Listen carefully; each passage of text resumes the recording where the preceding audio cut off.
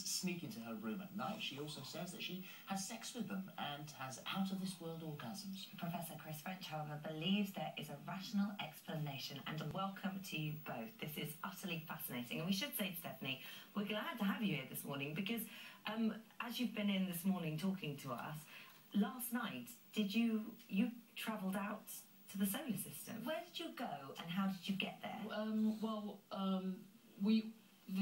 My group, I call them Team Spirit, and we have a UFO, flying saucer. Yeah. And we've got a photo. Well, no, it's not a photo. It's a picture I drew. This is a drawing that you've done. This is the UFO that you went to. Yeah, sure. We go off to planets within our own solar system, but also to way out into the solar system. Do you go in mind or do you go in body? In mind, because it happens when when my physical body is asleep, but my spirit will then leave. Could it be a dream? I mean, would that be what most people call dreaming? A dream is a friendly way of letting you know what you've been doing without scaring you. That's what dreams really are, because people would be afraid to actually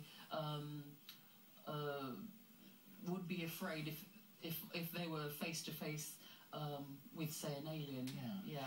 So the different species. Let's talk about them. These different beings. You say that there are cat people. There are reptilians. Yeah. Are they all? They're all part of. They're not part of the same race. So these are separate. No, entities. they're very separate, but they do come from the solar system that they come from, which is within the Canis Major. So that's where they originate. Yeah, they're different planets within the Canis Major system. So you, I assume, have seen life and other civilizations on other planets. Yeah. And how prolific is life in the universe?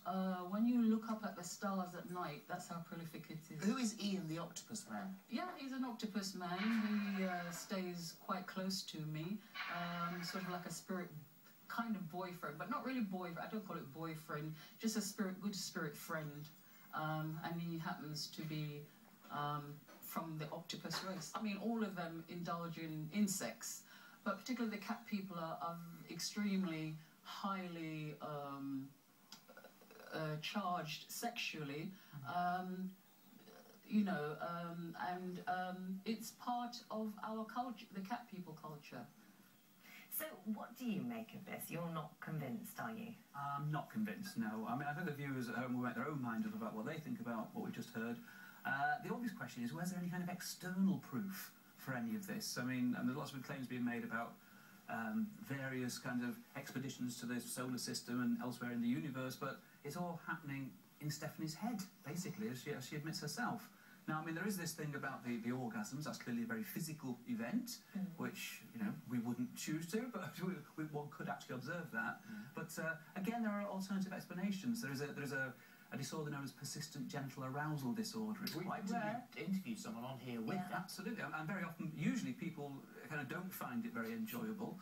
Good luck to Stephany that she actually seems to enjoy the whole experience. But there are alternative explanations for absolutely everything that Stephany's mentioned. But it's a lovely thing to imagine, though, isn't it? The fact that we happen to have a sort of flesh aspect, but there's a spiritual side to us that could travel the universe. It's not a new claim by any means. There have been claims like this for centuries. There were claims, you know, back in previous centuries of people who've gone to other planets and observed things. But of course, now we've actually been there ourselves and we can see what is actually there. We know that all those claims were wrong. So, are they with you all the time? I mean, are they here now, for example? Yes. And what is the reason for them being here? Why are they here? Why did they choose to come in today? Because I'm here. So they follow you wherever you are? They've been coming all week. Yeah. Actually. Okay. Yeah. Just My grand's been sitting on the sofa over there doing her knitting. My cat grandmother. So aliens knit? Well, she takes on the human form. She has been in human incarnation. Why don't they show themselves? If they're here now, and one of the greatest things, one of the greatest revelations for mankind would be one of these beings to manifest themselves right behind me now. Why don't they show themselves? Because then they're not into showing off their they're very quite reserved in themselves. Well, they have sex with you at a bus stop. That's not very reserved. No. What I mean is they don't show themselves to the world like that. They tend to deal on a personal level with individuals because we all have guides, our own guides, and they are my guides, and so they interact with me. If you wanted to see them, they would do that through your guides. Or your guides would allow them to come through so that you can see them. I mean, if these spirits are actually here, I mean, that would be a very easy way to test that. If we could get the spirits to go into another room just outside the studio and tell us come back in and tell you what's in there, and then you tell us, that's it. That would shut me up. That's all it would take. Tell them to go into my dressing room right now and tell me what's in my briefcase. Would they do that? I don't know. I'm trying to myself to look into a briefcase myself. What do you see?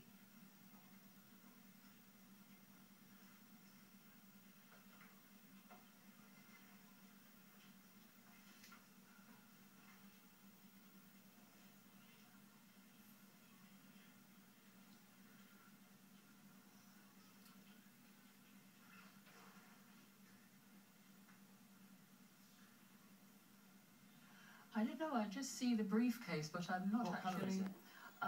I'm seeing a briefcase. I'm seeing it's dark in colour with a silver strip.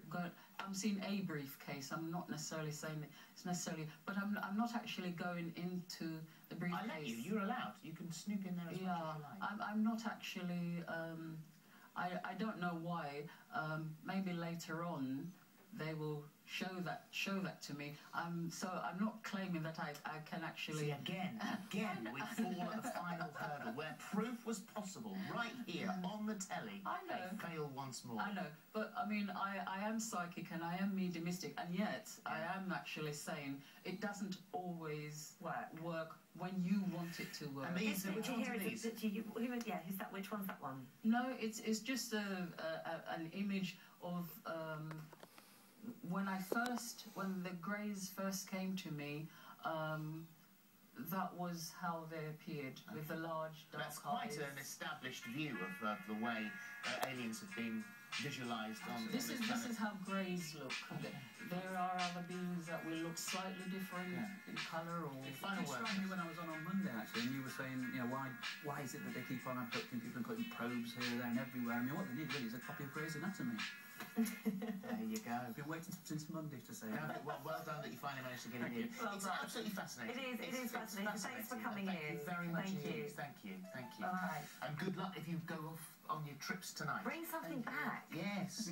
Yes, I want to. And I might actually tell you what's in the briefcase later, but for some reason they're not. You know, telling me right this moment. Well, you can forget the briefcase if you can bring me a little bit of Saturn, and that will be proof enough. He just wants the No, I've got that. I want Saturn. For further information on our supernatural week or anything we've just discussed, have a look at our website. Still to come, Brian May and Kerry Ellis.